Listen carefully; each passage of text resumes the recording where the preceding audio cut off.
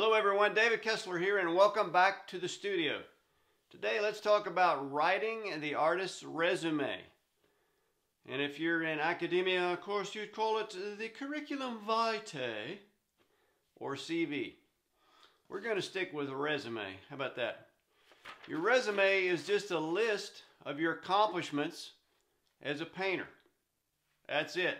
It's boring, but it's something that a lot of people want to see. Your gallery may want to see it.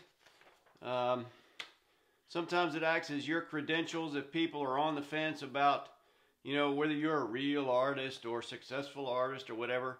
They want to see a list of shows you've been in, the galleries that you're in, all that kind of stuff to help them make the decision of whether you're worthy of them buying your painting or not. Okay, so it's a very helpful thing. It's something you should add to every time you have a show. Add the information to it, right, so that you have an up-to-date list of the things that you've done. Now, a resume is always going to be in reverse chronological order, meaning the most recent things are listed first. Okay? And so some of the things that you'll want to put on your resume are solo exhibitions, group exhibitions, maybe public collections, corporate collections, gallery representation, painting awards,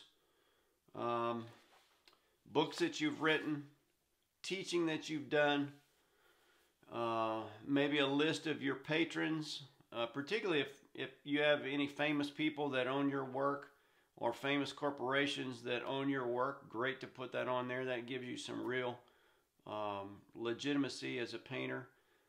Put your education on there. I don't know that there's a need necessarily to say where you're from or your birth date or any of that kind of stuff, but if you find that's important, then put that on there. Remember, this is something that people may want to see in a gallery situation. Some places, if you're trying to get into a show or if you're trying to get into a gallery, they're going to ask to see this document, your resume. So make sure it's up to date. Every time you're in a group show, get your resume out, in your computer and put that in there. Because you want to continue to always build your resume, have more group shows, get some solo shows, build that resume so you have more legitimacy as a painter.